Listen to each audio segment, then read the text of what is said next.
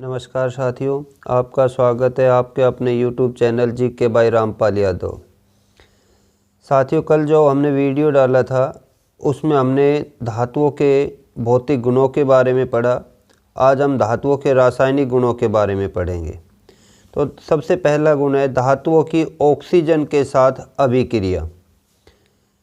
जो धातुएं होती हैं वो ऑक्सीजन के साथ संयुक्त होकर या मिलकर क्या बनाती है? धातु ऑक्साइड बनाती है। क्या बनाती है? धातु ऑक्साइड। जो भी धातुएं हैं वो ऑक्सीजन के साथ, जो भी धातु लेंगे वो ऑक्सीजन से अभिक्रिया करेगी और क्या बनाएगी? धातु ऑक्साइड बनाएगी। साथियों, जो धातु ऑक्साइड होते हैं उनकी प्रकृति क्षारकीय प्रकृति के होते हैं, बेसिक नेचर के होते हैं। कहने का जो धातु ऑक्साइड है वो कैसे होते हैं? बेसिक नेचर के। यदि हम जो धातु ऑक्साइड है उनकी एसिड के साथ अभिक्रिया करवाए, अम्ल के साथ अभिक्रिया करवाए तो हमें लवण और जल प्राप्त होगा। कुछ धातु ऑक्साइड जो होते हैं साथियों वो ऐसे होते हैं जो दोनों प्रकृति को दर्शाते हैं, अम्लीय प्रकृति को भी और क्षारकीय प्रकृति को भी। या हम कह सकते हैं कुछ धातु ऑक्साइड अम्ल और क्षार दोनों के साथ अभिक्रिया कर लेते हैं। ऐसे जो धातु ऑक्साइड है उनको कहते हैं हम उभयधर्मी ऑक्साइड। उभयधर्मी ऑक्साइड, एम्फोटेरिक ऑक्साइड कौन से होते हैं? जो अम्लीय और क्षार के दोनों प्रकृति को दर्शाते हैं, या हम कह सकते हैं जो अम्ल और क्षार दोनों के साथ अभिक्रिया कर लेते हैं वो क्या है? उभयधर्मी ऑक्साइड है। जैसे कि एल्युमिनियम ऑक्साइड और जिंक ऑक्साइड, ये दोनों कैसे? उभयधर्मी ऑक्साइड है।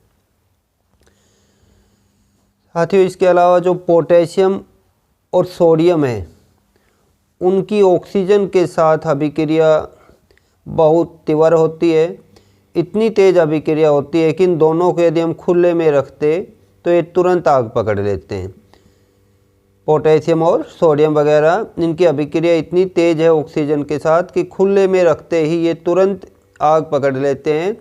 इसलिए इनको सुरक्षित रखने के लिए मिट्टी के तेल में डुबो कर रखा जाता है। इनको केरोसिन ऑयल में डुबो कर रखते हैं इनको। सामान्य ताप पर मैग्नीशियम, एल्युमिनियम, जिंक, लेड आदि धातुओं की सतह पर ऑक्साइड की पतली परत चढ़ जाती है।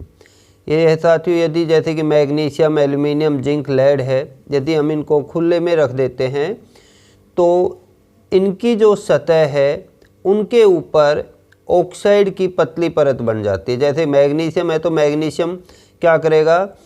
ऑक्सीजन के साथ अभिक्रिया करके अपने ऊपर क्या बना लेगा? मैग्नीशियम ऑक्साइड की एक परत बना लेगा।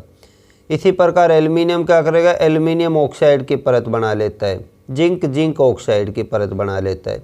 ये जो इनकी सतह पर जो ऑक्साइड की जो परत जम जाती है, चढ़ जाती है, ये फिर से इनका ऑक्सीडेशन नहीं होने देती, फिर से इनका ऑक्सीकरण नहीं होने देती। कहने का अर्थ है ये जो ऑक्साइड की परत बन जाती है इन पर, ये इनको सुरक्षा प्रदान करती है, इनके ऑक्सीकरण से रोकती है।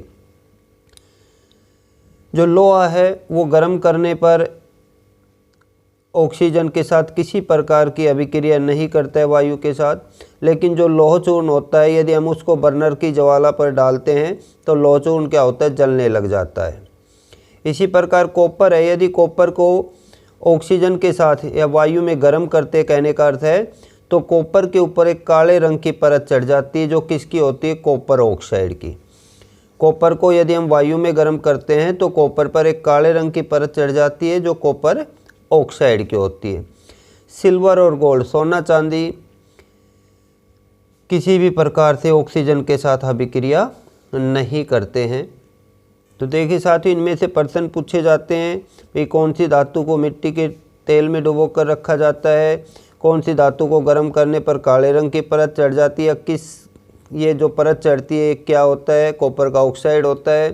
कौन सी धातु ऑक्सीजन के साथ अभिक्रिया नहीं करती? इस प्रकार के प्रश्न पूछे जाते हैं इनमें से।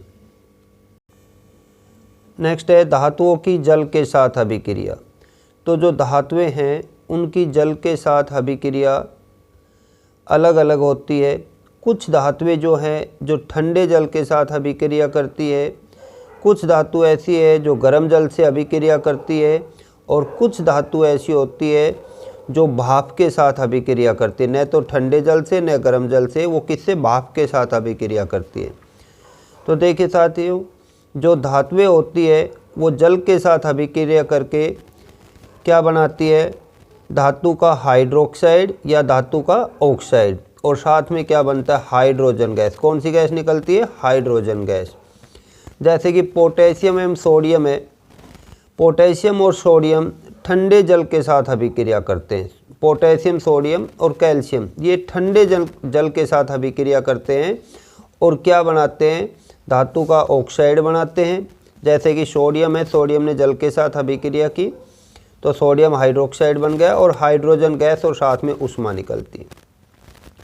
सोडियम किसके साथ, ठंडे जल के साथ अभिक्रिया करता है। सोडियम अकेला नहीं, सोडियम, पोटेशियम, कैल्शियम ये सारे ठंडे जल के साथ अभिक्रिया करते हैं। मैग्नीशियम जो है वो गर्म जल के साथ अभिक्रिया करता है।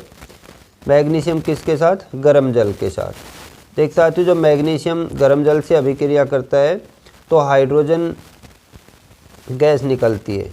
ये हाइड्रोजन गैस के जो बुलबुले होते हैं ये मैग्नीशियम की सतह पर चिपक जाते हैं और उसके कारण जो मैग्नीशियम है जल में तैरने लग जाता है।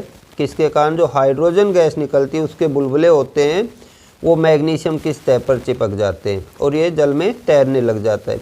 इसी प्रकार कैल्शियम भी जल में तैरता है। हाइड्रोजन गैस जो निकलती है उसके बुलबुले कैल्शियम की सतह पर जमा हो जाते हैं और उसके कारण ये भी जल में तैरने लगता है। इसके बाद है एल्यूमिनियम, आयरन तथा जिंक। ये क्या करते, भाप के साथ अभिक्रिया करते। देख सकते हो, हमने यहाँ पढ़ा पोटेशियम, सोडियम, कैल्शियम तीनों ठंडे जल के साथ अभिक्रिया कर रहे हैं और जो मैग्नीशियम है वो गर्म जल के साथ अभिक्रिया कर रहे हैं। जो ठंडे और गर्म जल के साथ इनकी जो अभिक्रिया हुई तो क्या बनता है, धातु का हाइड्रोक्साइड बनता है। क्या बना था इनमें, हाइड्रोक्साइड।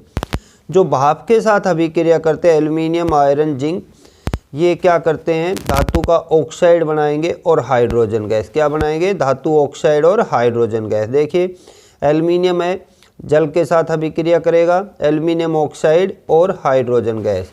इसी प्रकार आयरन है, लोहा, जल के साथ अभिक्रिया करके आयरन का ऑक्साइड और हाइड्रोजन गैस बनेगी। इसके बाद है धातुओं की अम्लों के साथ अभिक्रिया। जो धातुएं होती है वो तनु अम्ल के साथ, कैसे, डाइल्यूट एसिड के साथ, तनु अम्ल के साथ अभिक्रिया करके लवण और हाइड्रोजन गैस बनाती है। जैसे कि जिंक है, जिंक की हम हाइड्रोक्लोरिक अम्ल के साथ अभिक्रिया करवाते हैं तो जिंक क्लोराइड बनेगा और हाइड्रोजन गैस बनेगी। लेकिन साथियों जो धातुएं होती है वो नाइट्रिक अम्ल के साथ अभिक्रिया नहीं करती है। किसके साथ, नाइट्रिक अम्ल के साथ अभिक्रिया करके हाइड्रोजन गैस उत्पन्न नहीं करती है धातुएं। उसका क्या कारण है, क्योंकि जो नाइट्रिक अम्ल है वो एक प्रबल ऑक्सीकारक है, स्ट्रॉन्ग ऑक्सीडाइजिंग एजेंट है। जो हाइड्रोजन गैस उत्पन्न होती है ये नाइट्रिक अम्ल क्या करता है, उसका ऑक्सीकरण कर देता है, उसको ऑक्सीकृत कर देता है और उस हाइड्रोजन गैस को जल में बदल देता है और स्वयं किसमें अपचयित हो जाता है, अपने आप किस में रिड्यूस होता है, ये नाइट्रोजन के किसी ऑक्साइड में। फिर से बता रहा हूँ साथियों, जो नाइट्रिक अम्ल है वो एक प्रबल ऑक्सीकारक है। जो हाइड्रोजन गैस उत्पन्न होती है ये उसका ऑक्सीकरण करके उसको जल में बदल देता है और जो नाइट्रिक अम्ल है स्वयं किसी भी नाइट्रोजन के ऑक्साइड में अपचयित हो जाता है, रिड्यूस हो जाता है। इसलिए धातुएं नाइट्रिक अम्ल के साथ अभिक्रिया करके हाइड्रोजन गैस उत्पन्न नहीं करती है। आज के वीडियो में इतना ही साथियों। यदि आपको हमारा वीडियो अच्छा लगा है तो हमारे वीडियो को लाइक कीजिए, ज़्यादा से ज़्यादा शेयर कीजिए और हमारे चैनल को सब्सक्राइब कीजिए। धन्यवाद साथियों।